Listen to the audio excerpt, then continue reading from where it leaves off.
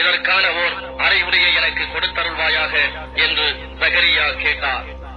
அதற்கு இறைவன், உமக்கு அறிவுரையாவது, 3 நாட்களுக்கு செய்கைகள் மூலமாக அன்றி நீர் மக்களிடம் பேச மாட்டீர்.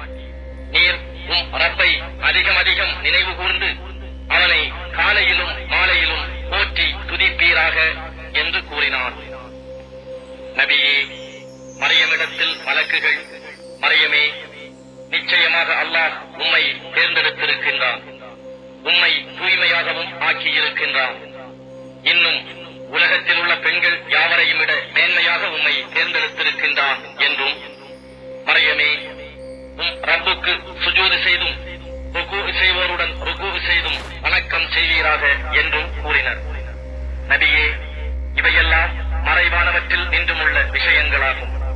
இவற்றை நாம் உமக்கு வஹீ மூலம் அறிவிக்கின்றோம். மேலும் மரியம் யார் பொறுப்பில் இருக்க வேண்டும் என்பதை பற்றி குறிபார்த்தறிய தங்கள் எழுதுகோள்களை அவர்கள் எறிந்தபோது நீர் அவர்களுடன் இருக்கவில்லை. இதை பற்றி அவர்கள் விவாதித்த போதும் நீர் அவர்களுடன் இருக்கவில்லை.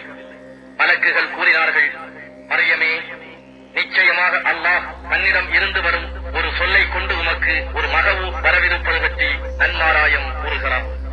அதன் பெயர் மசீர், மரியமின் மகன் ஈசா என்பதாகும்.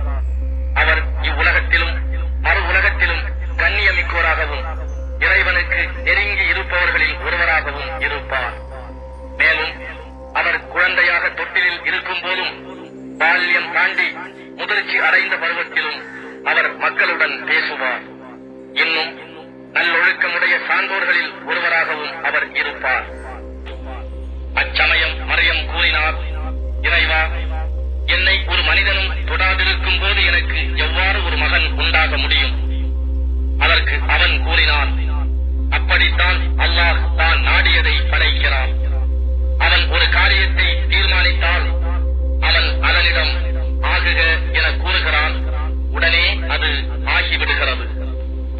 இன்னும் அவருக்கு அவன் வேதத்தையும் ஞானத்தையும் தௌராத்தையும் இன்ஜீலையும் கற்றுக் கொடுப்பான். இஸ்ராயேலின் சந்ததியினருக்கு தூதராகவும் அவரை ஆக்குவான்.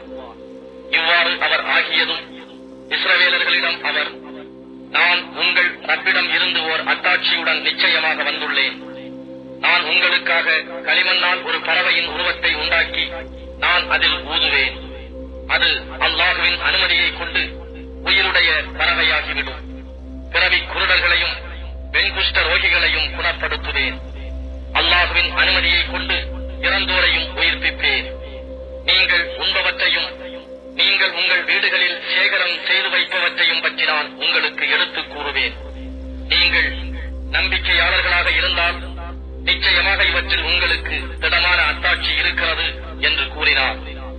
எனக்கு முன் இருக்கும் தௌராத்தை மெய்ப்பிக்கவும் உங்களுக்கு விலக்கி வைக்கப்பட்டவற்றில் சிலவற்றை உங்களுக்கு அனுமதிக்கவும் உங்கள் இறைவனிடம் இருந்து இத்தகைய அத்தாட்சியுடன் நான் வந்திருக்கிறேன். ஆகவே நீங்கள் அல்லாஹுவுக்கு அஞ்சுங்கள், என்னை பின்பற்றுங்கள்.